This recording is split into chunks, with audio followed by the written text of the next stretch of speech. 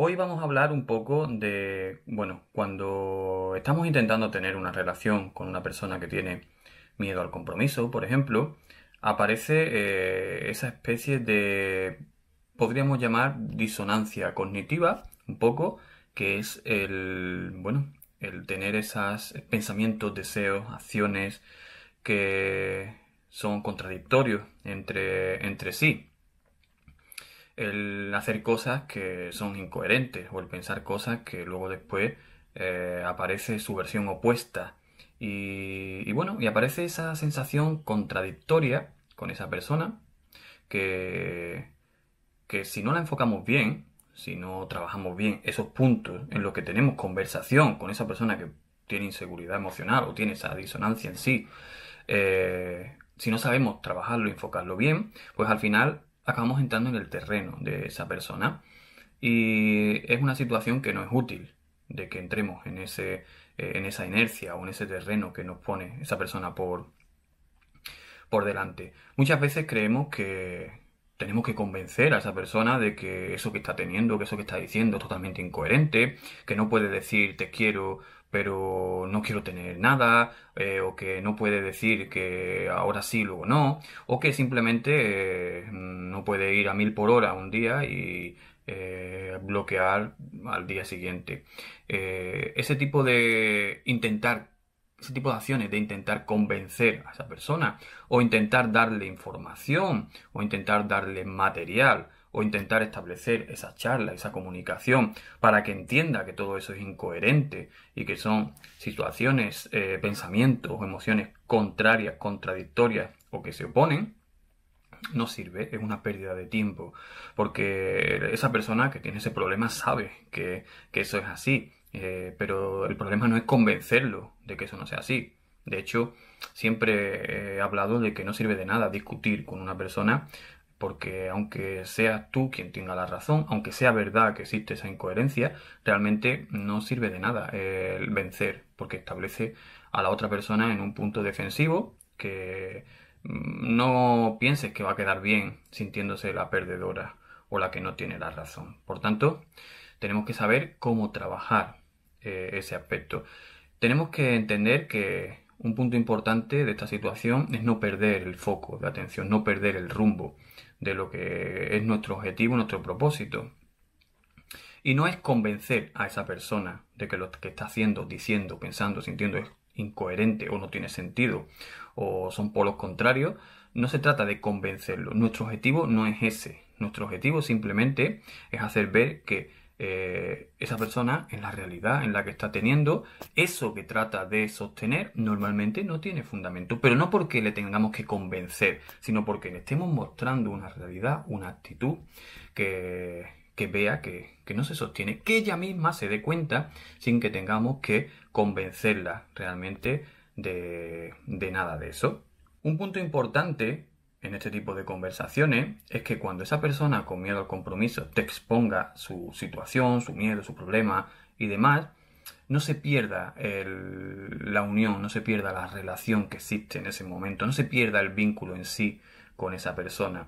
No establezcamos una especie de, pues acabamos enfadándonos y esto ya significa que no hablemos más, pues ya estoy enfadado. No, no, sigue habiendo ese vínculo. Yo puedo no estar de acuerdo con ciertas cosas que tú me comentas y podemos seguir teniendo el mismo vínculo y podemos seguir siendo amigos y no me estoy enfadando contigo, no me estoy molestando contigo y no estoy cambiando el estado en el que me encuentro, no estoy por encima tuya, ni nada por el estilo. El vínculo es el mismo, seguimos siendo igual, no pasa nada, podemos no compartir las mismas cosas y podemos tener caminos o vías o pensamientos distintos, no hay ningún problema, pero es importante que mantengas eso, que no se lleve a una conversación en la que al final se lleve a una discusión y el vínculo que habéis tenido al principio de la conversación se haya roto o se haya alterado. También es bueno quitar cierto hierro a determinados comentarios, a determinada información. Eso sí, la actitud, humor, broma, o tono más distendido o de confianza en sí, no quita que no se transmita la realidad, no quita que no se transmita nuestro punto de vista de la situación.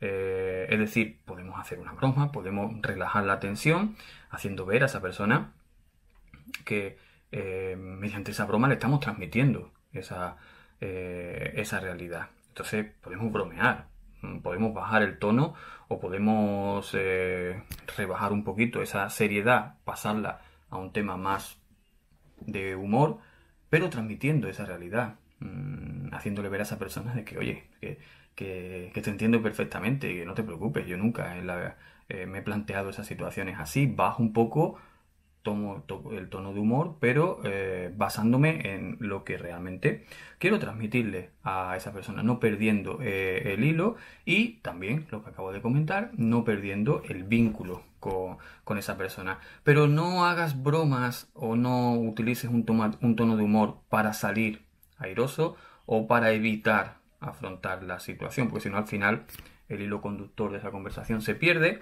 y lo que la otra persona percibe simplemente es que al final no has, bueno, ha conseguido, mejor dicho, lo que pensabas, has entrado dentro de esa inercia. No tienes que ponerte como objetivo el demostrarle a esa persona que tienes razón. No, no es eso. Simplemente es que entiendes lo que te está diciendo, que comprende su punto de vista de la situación, pero que realmente eso ahora mismo no es algo que exista, no es algo que dependa de esa persona, no es algo que, bueno, que se pueda mantener ahora aquí. Sobre todo cuando hay contradicciones. Yo entiendo que ahora me estés diciendo que quieras abandonar la relación o que quieras huir, cuando hace 2 días me estabas diciendo que estabas enamorado. Yo lo comprendo. ¿Sabes por qué lo comprendo? Porque cuando me dijiste que estabas enamorado, pues probablemente no estabas enamorado. Es fácil. Y ahora, pues claro, crees que tienes miedo a ese concepto de amor, porque crees que para mí supone algo que creo que a lo mejor pues no eres capaz de afrontar. No pasa nada, no hay ningún problema, todos tenemos fallos en nuestra vida. Tú has confundido a lo mejor esa emoción, has creído que estabas enamorado o sentías algo y luego realmente pues no era eso, no hay ningún problema. O, por ejemplo, cuando la persona te dice pues sí, yo te quiero, pero no sé si estoy enamorado o no estoy enamorado. Es normal, oye, de verdad. Es normal porque cuando no conoces qué significa el amor, pues lógico que al principio lo confundas.